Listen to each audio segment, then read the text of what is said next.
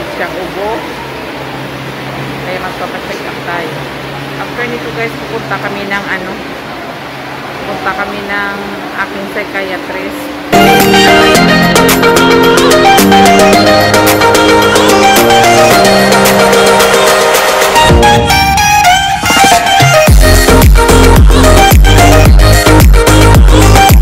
Where a mother's heart is unconditional love. Ay, ganun.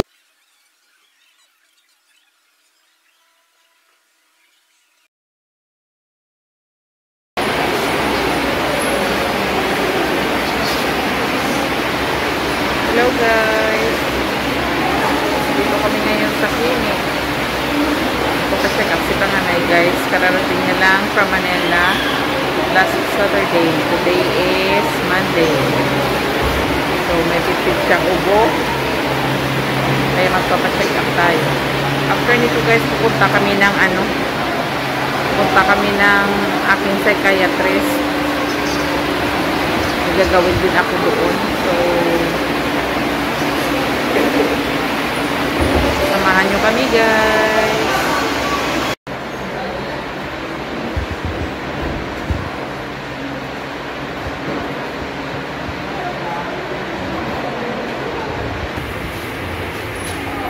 Hello guys. Nandito ako ngayon sa aking psychiatrist. Nabulong-bulong na ako kasi maraming tao. Nasa 5th floor kami guys. Ayan.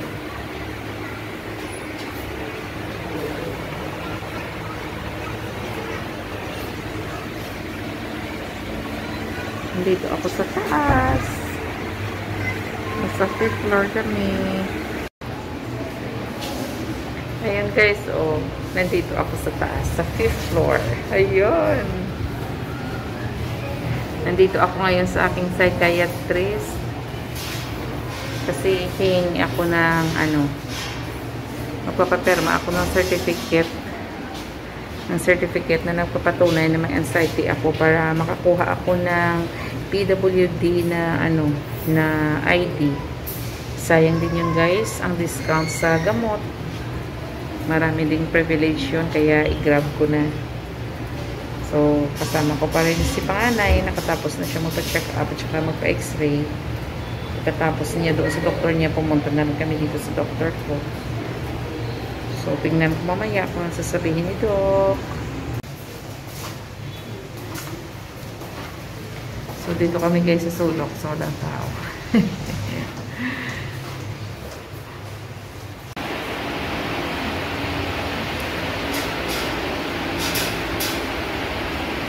Kanina pa kami dito nag-aantay guys. 5:29 na. Wala pa. Hindi kasi ako nakapagpa-appointment. Kaya kami yung pinakahuli. Patience, patience, patience.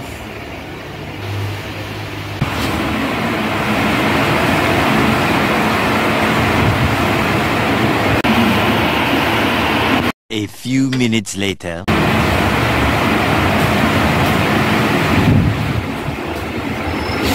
5 hours later. Hello guys. Boses. So for tonight guys, namin na uulamin, magluluto ako ng stir fry na beef with vegetables. Stir fry bang tawag doon? Ewan ko, basta panoorin nyo na lang guys. Ayan. So, sa palaging nanonood sa akin guys, pag nag-stir fry ako ng gulay, inuuna ko talaga sa pag-isa ang gulay. So, maglalagay tayo ng kunting butter. Butter guys.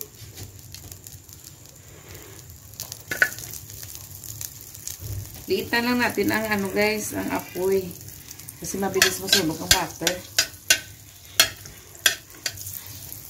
So, mayroon ako ditong bagyo beans, tsaka pipino. Ilagyan ko yan ng lagyan ko ng beef.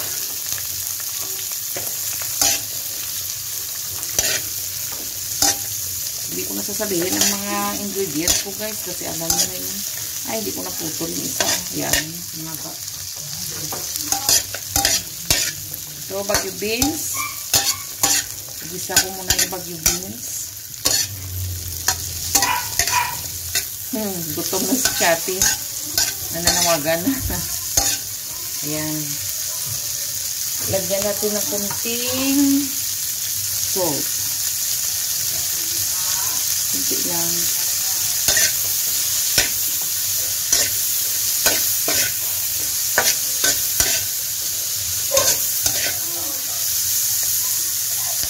Putulin ko na ito. Wala na putulin.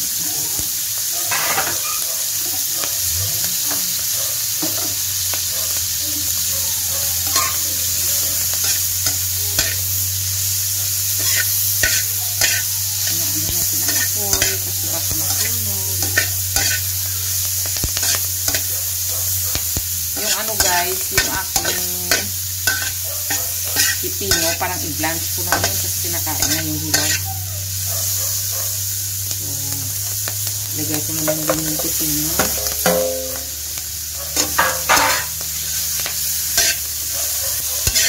Hindi malaki yan ang hiwa ko ng aking pipino.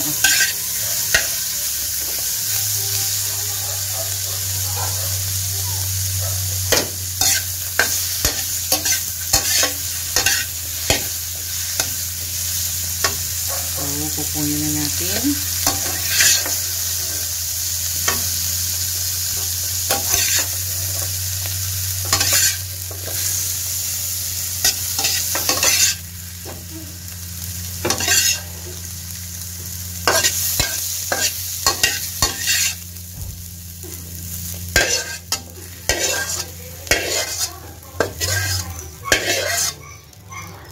Ayan guys, oh.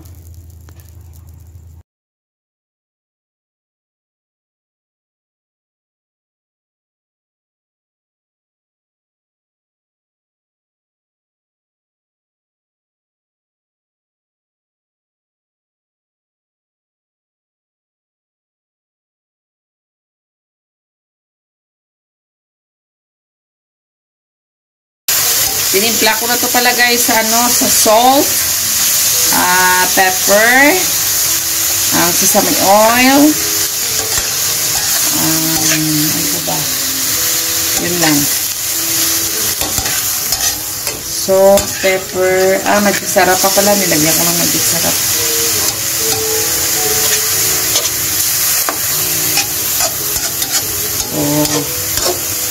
Hayaan lang muna natin siya ma-saute na mabuti guys.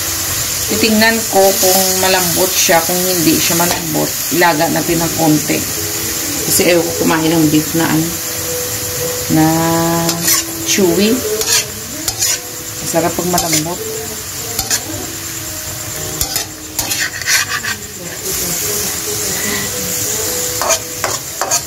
Yan. Hayaan natin siya na maano guys sa sarili niyang sabaw. Sa sarili niyang katas. Yan.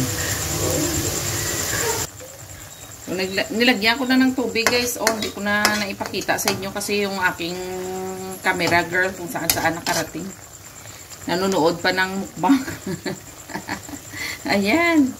So, takpan natin para mas masarap malambot yung ano guys, karne. Okay. So, buksan na natin.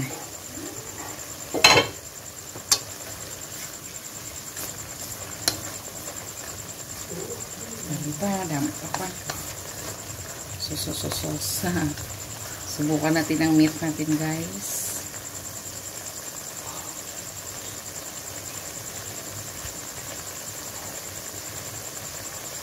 Okay na. Video mo lang. Kuha ko lang ko dito.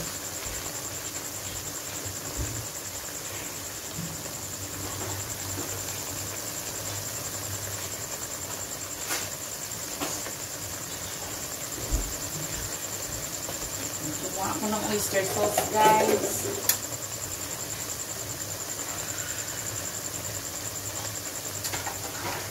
Very soft ang kanilang meat, ang kanilang beef, kunting laga ko lang.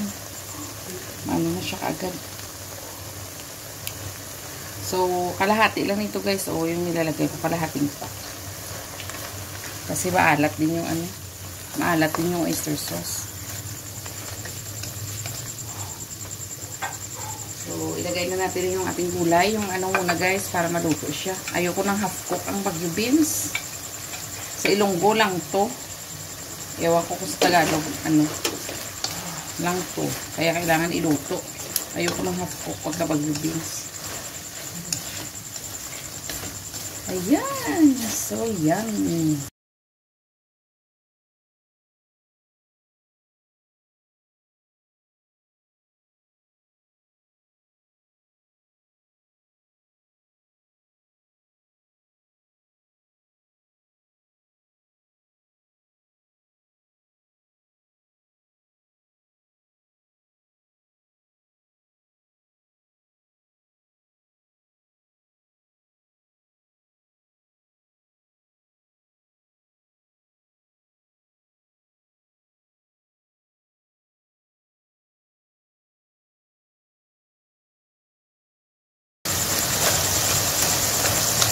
Ayan.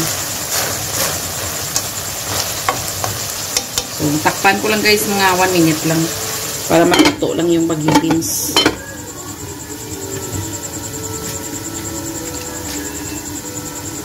Nanonood sila ng mukbang.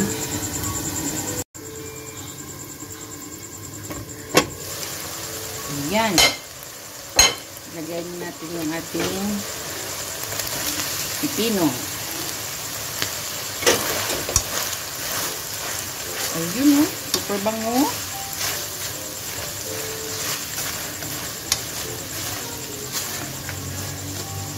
So, lagyan natin ulit guys ng kunting sesame oil. Kasi mabango talaga ang sesame oil. Kunting pepper. Chop. Ayun, okay na to guys.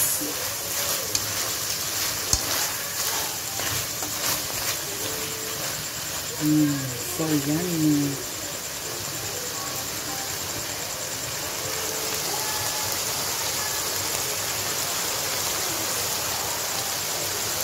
So ready na guys. Kain na tayo ng dinner.